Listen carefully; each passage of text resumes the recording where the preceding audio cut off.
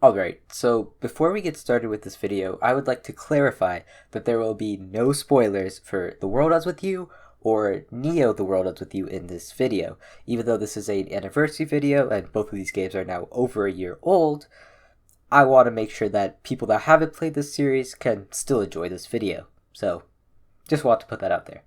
So, today is officially July 27th. Which means we are 2 days away from the release of Xenoblade 3, which is probably what we're all kind of freaking out about right now. But today is also the 15th anniversary of The World Ends With You as a series, and the first game on DS, but also the first anniversary of Neo The World Ends With You. They both released on the same day. This is just such a perfect day that I really just have to talk about the game, but I didn't really have the time to do a full why you should care like I was planning to, so I'm going to do this unscripted kind of video here just to celebrate the series, tell you my kind of history with it, because for those that aren't aware, my profile picture, banner, and name are all based off of this series, so I kind of need to talk about it at some point. I didn't have the time to do a full why you should care, but I still want to get this out there because we're never going to have a day as perfect as this, where it's a nice solid 15 years and 1 year for the sequel.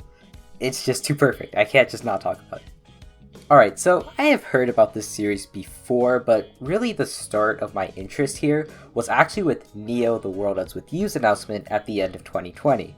So I got the first World Ends With You via Final Remix on Switch, but I actually couldn't play it when I got it because I was playing 3 Houses at the time, and that is a very long game. I think it took me like 70 hours or something, and I was like halfway through, so I didn't really have the time to play this game. And that game took me so long to play that I ended up getting Neo The World Ends With You on launch day, so July 27th, before I had even played the first World Ends With You, just so that I could support the game at launch, because I knew I would enjoy it regardless of how much I enjoyed the first game.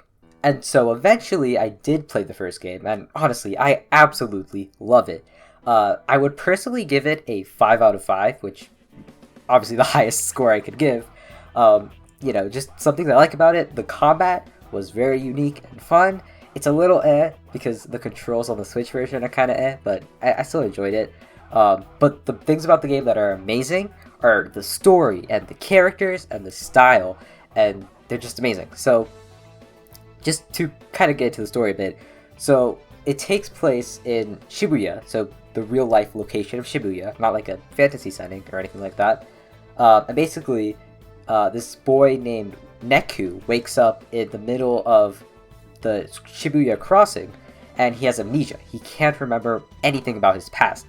And apparently, he's in this thing called the Reaper's Game, which is this very dark and twisted game.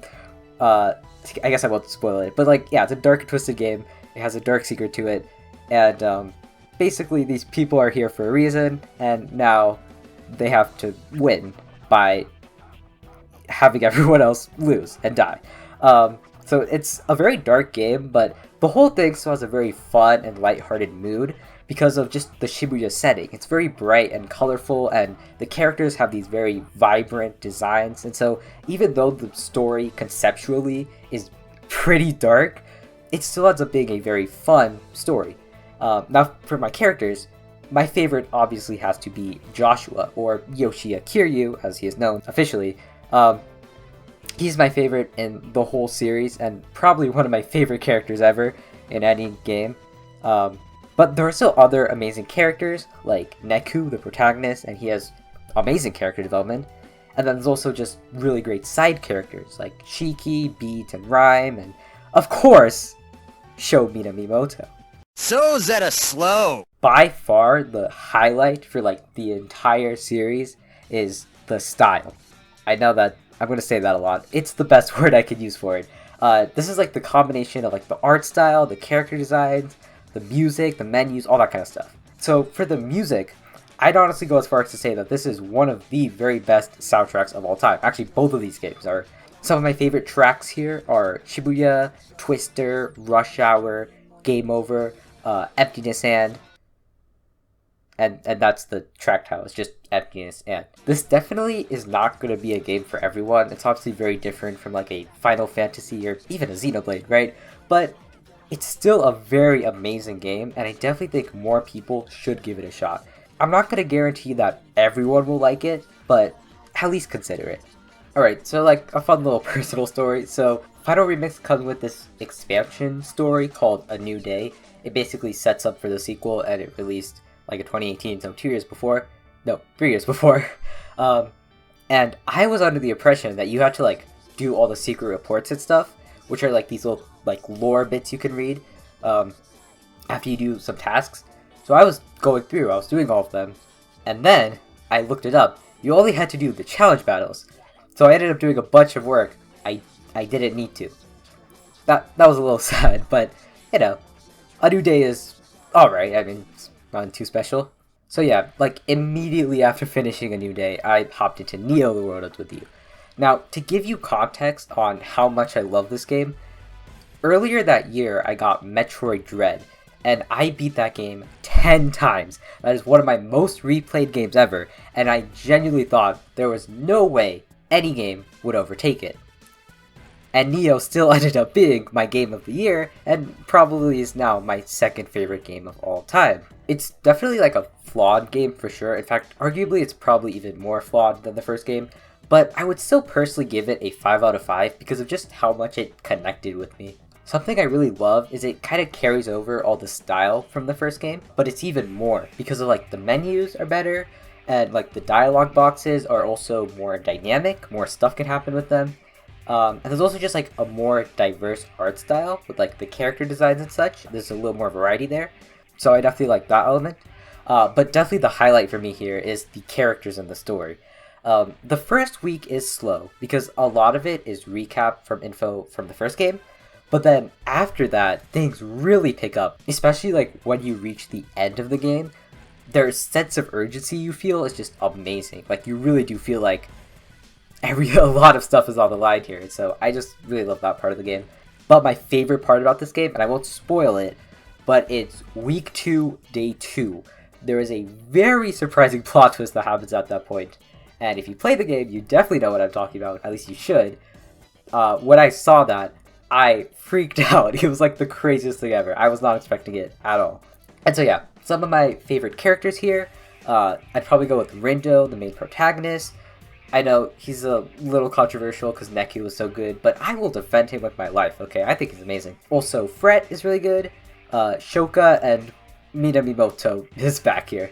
I guess, like, one of the issues is the game is on the longer side. The first game is, like, 15 hours, I think, but this one's, like, 40. So it does feel a little drawn out at times, but I still think the story is absolutely amazing.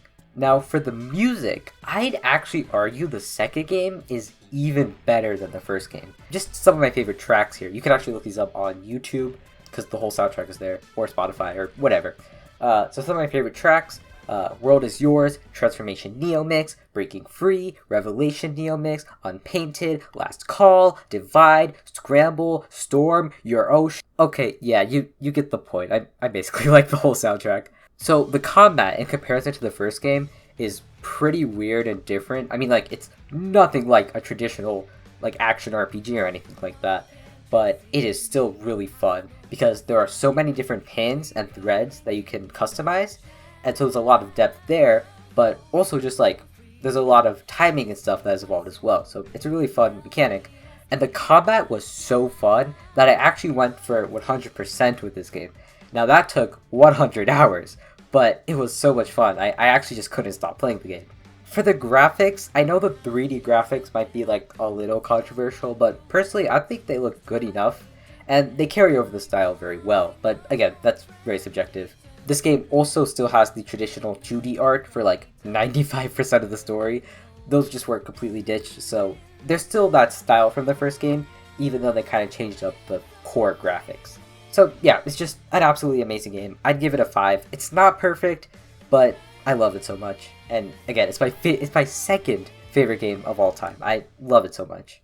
On a less positive note, after playing Neo, I actually went ahead and watched the anime adaptation of the first game. And it's not too great. while it is still The World Ends With You, so it's like kind of fun, it's not really that great as an anime, and I wouldn't necessarily recommend it. The pacing of the game has been completely ruined in the anime. It cuts a lot of key stuff like story beats and also like a lot of the soundtrack. I guess it's like okay, I guess, but yeah, no, I'd say avoid the anime, get the game, it's much better. So yeah, as you can tell, the games are pretty awesome, but if you want to actually get into the series, it's a little bit complicated. To compare it to Xenoblade, since I assume most of you are probably Xenoblade fans, the first game is like 1 and 2, and then Neo is like 3.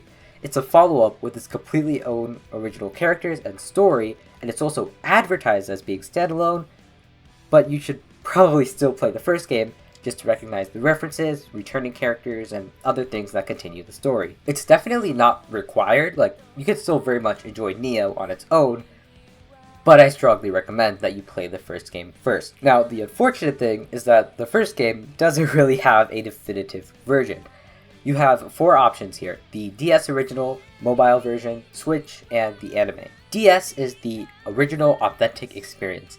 I actually haven't played it, but it probably has the best combat and controls because it was described by the developers to be a game that can only be played on the DS. That statement aged very well. Now, in order to have the game actually be playable on these other consoles, they had to make huge changes to the combat and controls, and so it's technically a less faithful version of the game that goes against the original vision a bit and also is arguably a worse one. But the Switch version does have the most content of any version, and it also includes the A New Day scenario, which teases Neo a bit and leads into that. It can best be compared to Future Connected, and if you don't play it, it's going to make a few parts of Neo a little bit confusing. It's not impossible to understand without A New Day, but you'll just have a few unanswered questions for a while, and then Neo will eventually decide to answer them. But if you play A New Day, you will pick up on things a little quicker, if that makes sense. The DS version is around $20 for a loose cartridge, so it's not too hard to get a hold of. The mobile version is around $18, so pretty easily the cheapest. Switch version is above $50 physically and $50 digitally, and it never goes on sale, so this is very overpriced. You are paying at least $50. There was like one sale they had kind of recently when they did a Switch game trial of it, but that was it. Since then, there's been absolutely nothing.